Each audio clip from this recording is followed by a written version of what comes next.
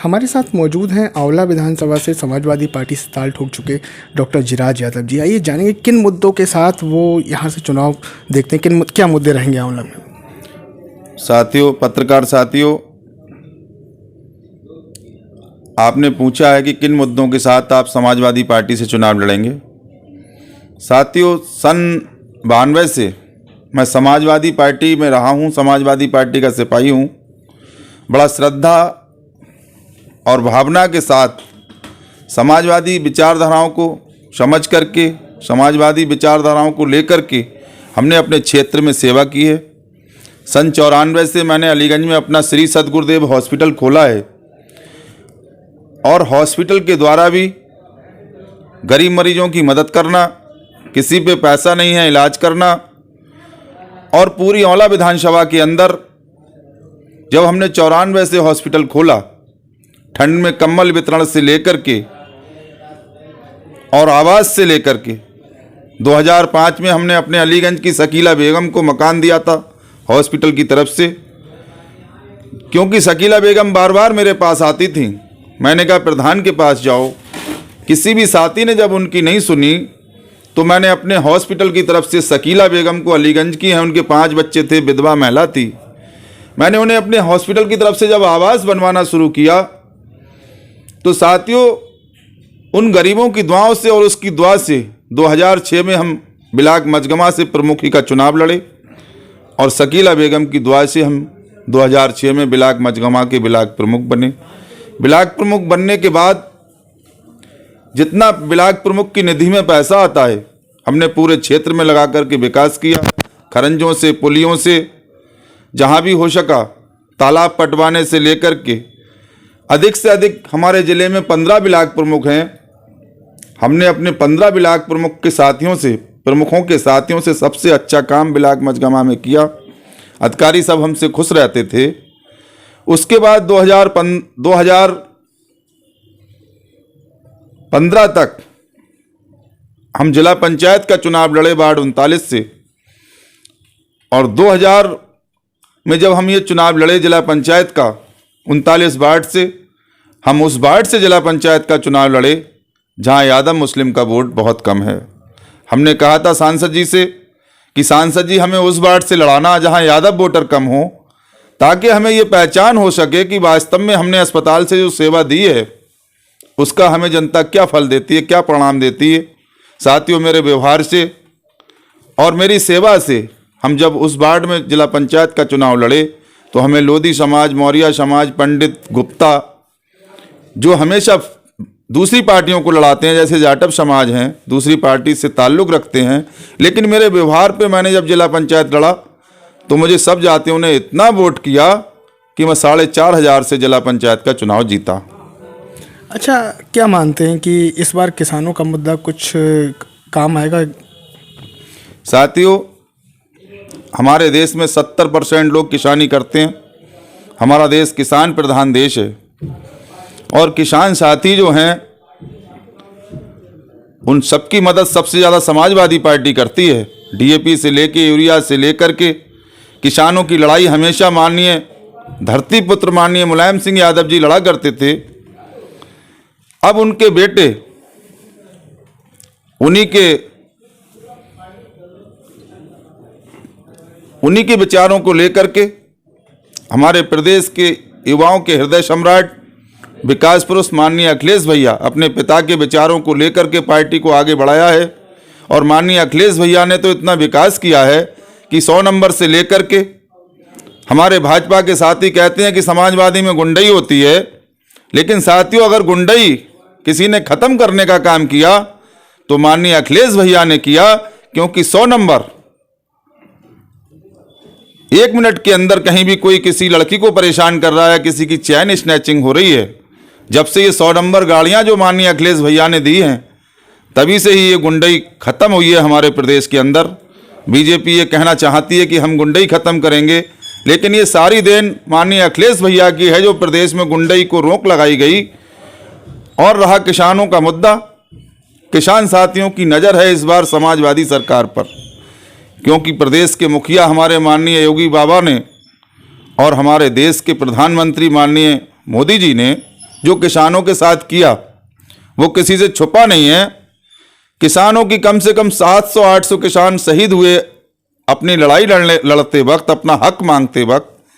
मतलब हम किसानों के वोट से ये सरकार बनती है और हमारा ऐसा राजा बना कि हमारा वोट लेकर के ही हमें परेशान किया गया, हमारी आवाज़ को सुना नहीं गया, हम लोगों के मुंह पर मुसीका लगा दिया गया, मुंह को बंद कर दिया गया। अगर ये सरकार सचेत रहती तो चाइना की हिम्मत नहीं थी कि हमारे देश में वायरस, ये कोरोना वायरस को छोड़ा जाता। साथियों, एक जैविकीय युद्ध है, ये जैविकीय एक वायरस का युद्ध है जो चाइना ने छोड़ करके कई देशों को बर्बाद कर दिया।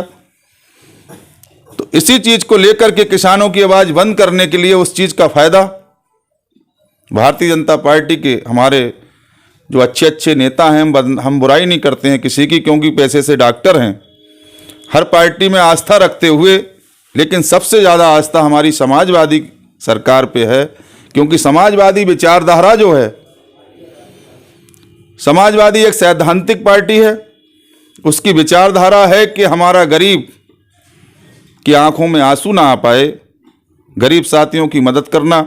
उसी सोच को लेकर के हमने अपने हॉस्पिटल की तरफ से करीब 20 मकान, सन 94 से हम 20 गरीबों के 20 मकान बनवा चुके हैं। अलीगंज में अपने एक मदरसा भी बनवा चुके हैं, कई जगह मंदिर मस्जिद। आपने देखा होगा अलीगंज में भव्य मंदिर का निर्माण हुआ है हॉस्पिटल की तरफ से। नगरिया में ठाकुर समाज के लोग आए थे हमारे पास, वहाँ पर भी भोलेनाथ के मंदिर को हमने 51,000 रुपये दिया है। कैलाशगिर मढ़ी पे जो हमारी ऐतिहासिक मढ़ी है गंगा के किनारे, ऐतिहासिक मढ़ी को भी हमने 42,000 का जनरेटर अपने हॉस्पिटल की तरफ से भेजा था। हमारा रोड टूटा पड़ा था, ये राजपुर से रहटुया के लिए जो रास्ता गई है, बजेड़ा पे गड्ढा हो गया था साथियों, और इतनी दिक्कत होती थी कि सवारी आने जाने में, टिर्री निकालने वालों को परेशानी होती थी, उनका रोजगार बंद हो गया था, मोटरसाइकिल सीज हो जाती थी।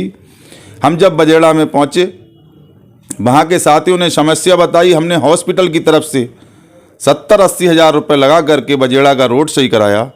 उसके बाद नौगमा गौटिया में लोधी समाज का रोड टूट गया था, वो रोड भी हमने सही कराया है।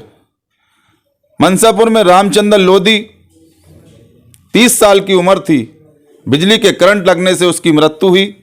हम उस गांव में पहुंचे, लोधी समाज की महिला थी बेचारी, पत्नी जिसका पति खत्म हो जाए उस नारी पे कैसी बीतती है, उसकी जिंदगी नर्क के समान हो जाती, कैसे बच्चों का पालन पोषण करे।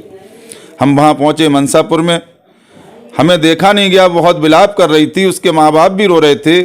हमने 50,000 रुपये हॉस्पिटल से ले जा करके तुरंत दिए। हमने कहा बेटा भैंस ले लेना, और जो बच्चे आपके हैं उन बच्चों को दूध पिला करके, दूध बेच करके इन्हें पालना पोषना। और 10,000 रुपये हमने उसे रामचंद्र लोधी की पत्नी शांति को लिंटर डालने के लिए दिए। उसके बाद बीहट गांव पहुंचे, वहाँ राजेंद्र सागर के 4 बच्चे, 2 बेटे 2 बेटियां, और 2 बेटे बेचारे के पानी में डूब के ख़त्म हुए। पानी में डूब के 2 बेटे ख़त्म हुए। उन बच्चों की माँ को भी हमने 50,000 रुपये इसलिए दिए कि तुम अपनी दोनों बेटियों को पढ़ाना लिखाना, इनका पालन पोषण करना। कई जगह बेटियों की शादियों में मदद की है, और माननीय अखिलेश भैया के आह्वान पर मदद की है। सन 94 से हम मदद करते चले आए हैं, लेकिन जब से ये लॉकडाउन और कोरोना लगा, उसके बाद 25 जनवरी को हमने आवेदन किया है समाजवादी पार्टी से एमएलए का चुनाव लड़ने के लिए। जिस दिन से हमने आवेदन किया एमएलए का चुनाव लड़ने के लिए, क्षेत्र की जनता इतनी खुश हुई, पूरे क्षेत्र में एक खुशी की लहर दौड़ी कि इस बार डॉक्टर जीराज को अगर टिकट मिला तो हमारे बीच में एक नेता नहीं होगा, हमारे बीच में एक सेवक बनेगा, एक सेवक को विधायक बनाएंगे जो हम गरीबों की सुनता है। अच्छा, विधानसभा चुनाव में आंवला में 2 नगरीय क्षेत्र आते हैं, एक नगर पालिका आंवला, एक सिरौली। क्या रोड मैप है उनके विकास को लेकर आपका, अगर विधायक आप यहाँ से चुने जाते हैं? साथियों, जनता ने मुझे भरोसा है कि जनता मुझे जरूर विधायक बनाएगी, बस इंतजार है टिकट का। माननीय अखिलेश भैया पर भी मुझे भरोसा है कि भैया ने कहा है कि हम जन भावनाओं को देखते हुए और जनता की पुकार पे टिकट देंगे, जिसका सर्वे अच्छा होगा उसे टिकट देंगे। तो भैया सर्वे करा लें। आंवले की जनता अगर 100 में 90% मेरा नाम लेती हो तो माननीय अखिलेश भैया से मेरा हक बनता है टिकट लेने का। और वैसे भी मेरा हक टिकट लेने का इसलिए भी है कि मैं 94-92 से समाजवादी हूँ, पार्टी का वफादार हूँ, ईमानदार हूँ, अपने मुंह से नहीं कहना चाहिए, और टिकाऊ भी हूँ।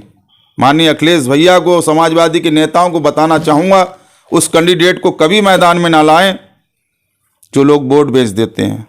साथियों, जो लोग वोट बेच देते हैं वो विधायकी का भी वोट बेच सकते हैं किसी दूसरे सरकार के हाथ। तो हम भैया को बताना चाहेंगे, मुझे किसी भी हर हाल से मेरा वजन तोल लें। अगर मेरा सर्वे अच्छा आता है तो मुझे भैया टिकट दें, और इस बार समाजवादी की सीट और औले की सबसे बड़ी जीत मेरा टिकट होने के बाद समाजवादी पार्टी को मिलेगी, और मैं चुनाव जीत करके माननीय मुख्यमंत्री अखिलेश भैया को बनाने का काम करूंगा। रहा विकास की बात रही, विधायक बनने के बाद सबसे पहले तो हमारे औले के अंदर रोडवेज बस स्टैंड नहीं है, रोड भी खराब हैं, चारों तरफ के हमारे रोड खराब है। दूसरा, कन्या डिग्री कॉलेज भी नहीं है, मेडिकल कॉलेज नहीं है। हमारी इच्छा ये रहेगी कि विधायक बनने के बाद हम औला से एक रोड निकला है गैनी के लिए, बाखरगंज के लिए, वहाँ से रामगंगा पड़ती है। माननीय अखिलेश भैया से कहेंगे भैया यहाँ पुल बनवाने का काम करें। अगर ये सीधा रोड निकल जाता है बाखरगंज के लिए, कोई फाटक भी नहीं पड़ेगा। और हमारे बहुत पुरानी मांग भी है ये, बहुत पुरानी मांग भी है। और दूसरी मांग, हम अपने अलीगंज कस्बे को एक बाईपास निकलवाने का काम करेंगे। हमने बाईपास बनवा भी रखा है बिलाक प्रमुखी से। इटौआ हमारे पास पड़ता है, इटौआ से करबला को हमने रोड डलवा दिया है ताकि हमारा अलीगंज का कस्बा की मार्केट टूटने से बच सके। क्योंकि अगर मार्केट टूट गई तो लोगों को बहुत मुश्किल से मकान बनवा मिलता है, दुकान बनवा मिलती है, लोग बर्बाद हो जाते हैं। हम पूरे ज़िले के साथियों को ये बताना चाहेंगे कि अगर मेरे हाथ में भगवान कमान देते हैं तो हम पूरे ज़िले के किसी भी बंदे को ना किसी की दुकान टूटने देंगे, ना किसी का नुकसान होने देंगे, वो किसी जाति का भी हो। हर जाति से मुझे मोहब्बत है, क्योंकि हर घर से मेरा नाता है और मुझे फ़र्ज निभाना आता है। और हमने एक शेर के माध्यम से भी अपना कदम आगे बढ़ाया है कि खामोश दरिया में सैलाब उठाने निकले हैं, हम तूफानों में चिराग जलाने निकले हैं। खामोश दरिया में सैलाब उठाने निकले हैं, हम तूफानों में चिराग जलाने निकले हैं। अब कौन कैसे दबा सकता है गरीबों का हक, हम सब कमजोरों की आवाज़ उठाने निकले हैं। तो ये थे डॉक्टर जिराज यादव, जिन्होंने अपनी बात रखी और आज शायराना अंदाज में अपनी बात को ख़त्म किया। त्रिभुवन सागर के साथ विवेक पाराशरी, ENI औला, बरेली।